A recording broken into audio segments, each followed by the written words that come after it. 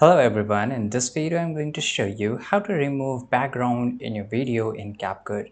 Well, this is really easy. For example, this is a video which I want to remove the background, right? So you have to select the clip here. On the top right, you can see there's an option of remove BG.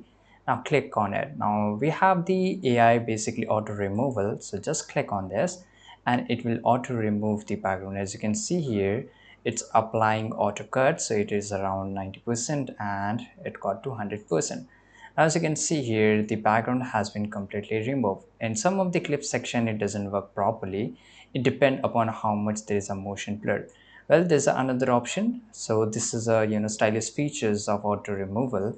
So I can just put a white line. As you can see here, I can change the color, right? So as you can, for example, I can just write here red, and this is a solid stroke same way, and this is a little bit different one, and you have a lot of features, right? So you can just increase the and decrease the size of it and opacity, and for example if you want to have nothing in the background, so you can change it. And if I just play this video, it's worked perfectly fine. So this is how you can remove the background. I hope you found this video very useful. Subscribe.